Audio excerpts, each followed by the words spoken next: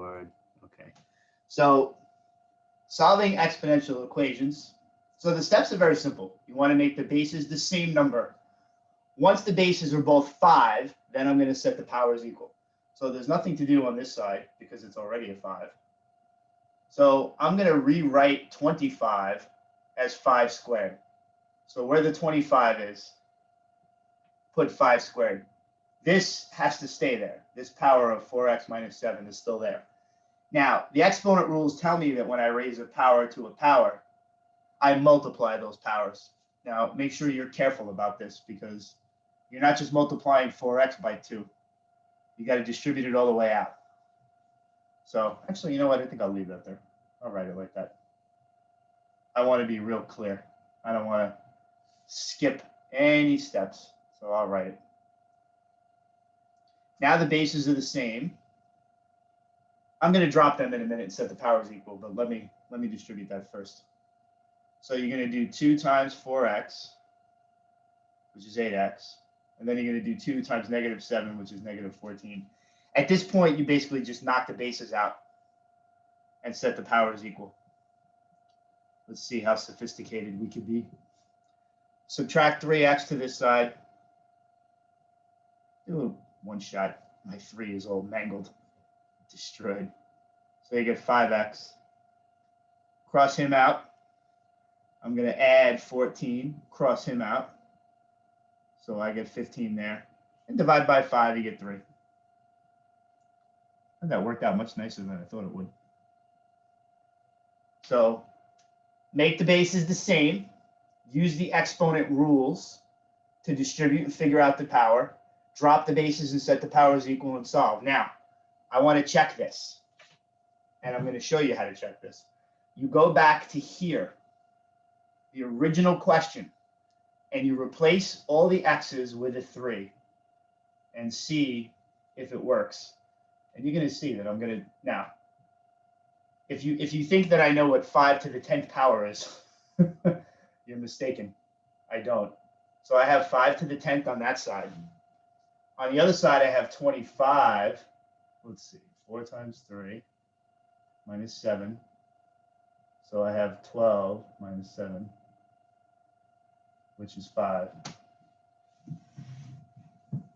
I'm going to check now. So let's see. Come over to my calculator. So let's see. We have 5 to the, I don't want to write this. It was 5 to the 10th. All right, so I'm not writing that number down, by the way. I have 25 to the 5th, I believe. Please be equal, please be equal. Yay! They're the same number.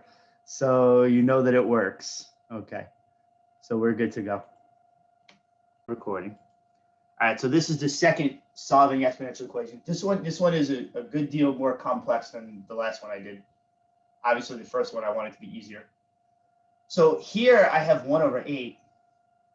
And I want to write it as a power of 2. Again, you have to make the bases the same number so you can pull the powers off. That's the whole game here. Make the bases equal, pull the powers off. Now, 1 over 8, 8 is 2 to the 3rd. But I don't, 1 over 2 and 2 are not the same, right? And this needs to be a 2. So you got to move the power up. So when you flip it, when you take the reciprocal, the power is going to switch sign. So 1 over 8 is really 2 to the minus 3. This is why I showed you this in the very beginning of class. So I'm going to replace 1 over 8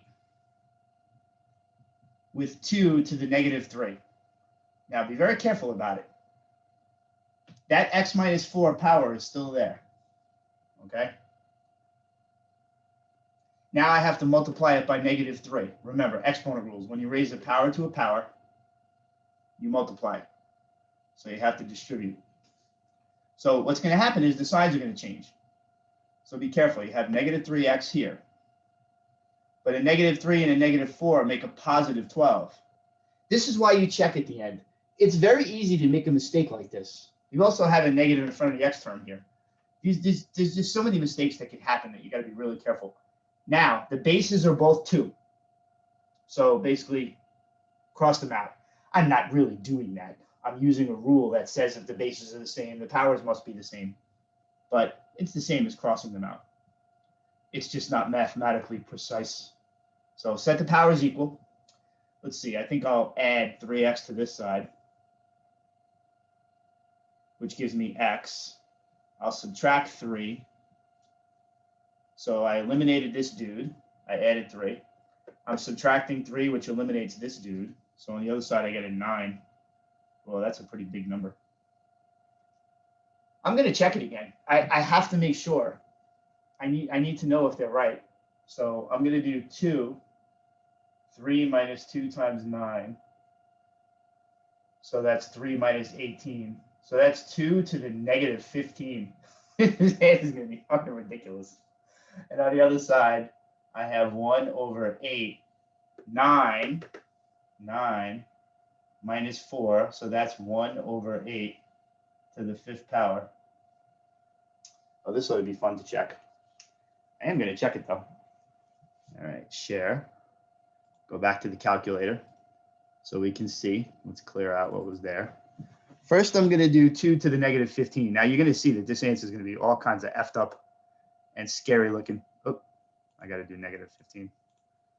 Or the calculator will yell at me. Okay, so you see this 3.05, You see E minus 5, and you're like, what the hell does that mean? It's basically 3.05 times 10 to the negative 5th. Okay, that's written in scientific notation because the calculator doesn't want to write 0.00000 or whatever. So now I have 1 over 8. I have to be very careful with how I put this in. So I'm going to put 1 over 8 raised to the, I think it was 5th power, and just pray it's the same number.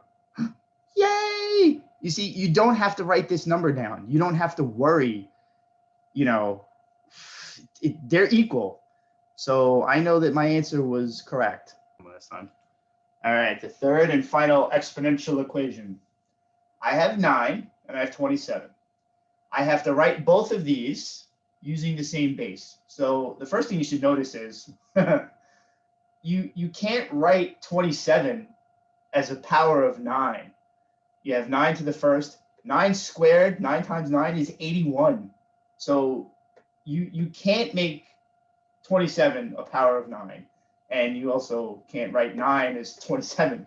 So the only thing you could do is look for another number that they would both have in common. And in case you can't figure it out, that number has to be 3.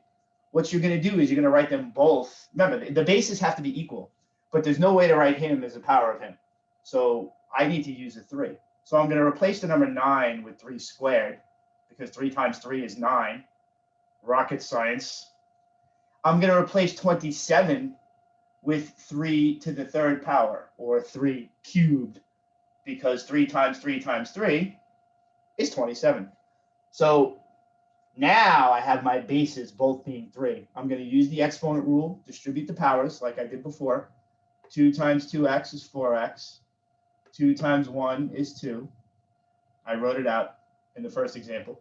3 times 3x, and then 3 times negative 2. So I replaced 9 with 3 squared. I replaced 27 with 3 cubed.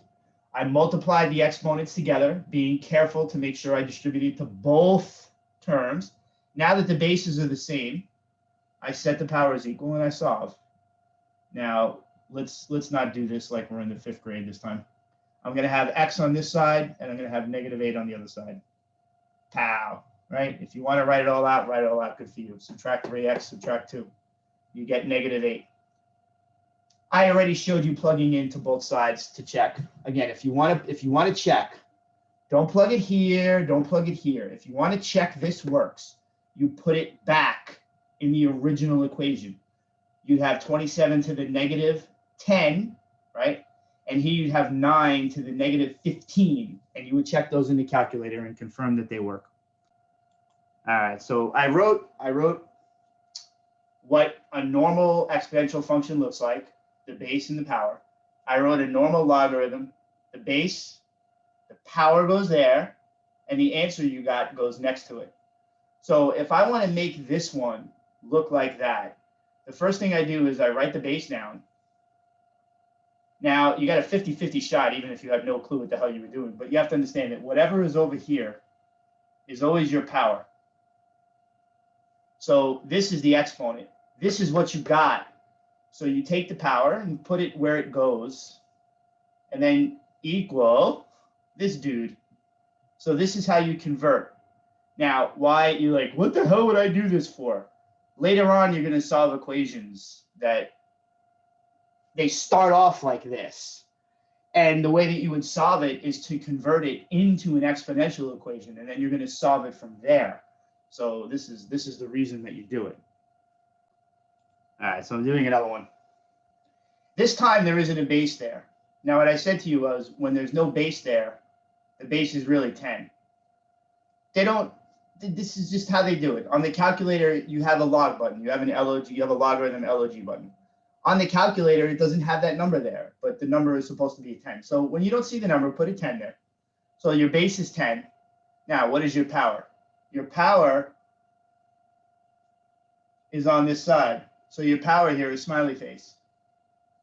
And what did you get as your answer? Well, we got t. So this is convert the base, the power, the answer. So this is converting from log into exponent. When there's no number, put the 10 there. This one. So why do this? So in the first place, I'm looking for a power. I told you that a logarithm is a power, and it is. I'm looking for the power of 2. That gives me 1/16. You might not be able to do this in your head. I know that some of you can, but this isn't the point. So, right, the base is 2, so you put the base down. What's the power? I don't know. I'm trying to figure it out. On the other side, I have 1/16, but we already solved shit like this. 1/16, 16 is 2 to the 4th, right?